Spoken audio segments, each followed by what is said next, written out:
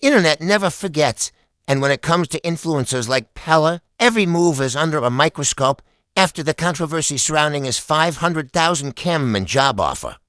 You'd think the drama was over, but it wasn't. What came? This would stir up even more backlash, not over the money, but over how he treated the very people who applied. That it started quietly, a few whispers online, then a TikTok post here and there. Some of the applicants who reached out to Peller for the cameraman role began sharing their experiences, and what they revealed left many shocked. From ignored messages to abrupt voice notes, and even outright rude responses, the story started unfolding publicly, and not in Peller's favor. One applicant posted a screen recording showing how they reached out professionally, only to receive a brief, dismissive, "You're not what I'm looking for" response with no explanation. Another claimed they were told to be available for a test shoot at 2 a.m., and when they asked for a more reasonable time, Peller reportedly left the chat. The tipping point came when a leaked voice note, allegedly from Peller himself, surfaced. Online, in the audio, he could be heard saying, "If you're not ready to work under pressure, then don't message me. I no get time for people we day act entitled. This hustle no be for the weak." That one statement sparked a wildfire of reactions. Critics accused Peller of exploiting the desperation of young creatives, offering a flashy 500K figure only to turn around and treat applicants like disposable help. TikTok stitches, expose. Threads and Instagram live sessions started pouring in. Content creators, editors, videographers, and even photographers shared their own stories. Some saying they had similar experiences with big influencers who demand everything and offer little respect. Hashtags like #RespectCREATIVES, #Peller Backlash, and #exposure no be pay began trending. The backlash wasn't just about Peller anymore. It had become a broader conversation about the toxic work culture in Nigeria's content creation industry. But Peller never one to keep quiet. Clapped back in his usual fiery way on a live stream, he addressed the backlash directly. "Una no go key me. Person way I want help, they complain say I too harsh, make own arrest. I no day beg anybody to work with me.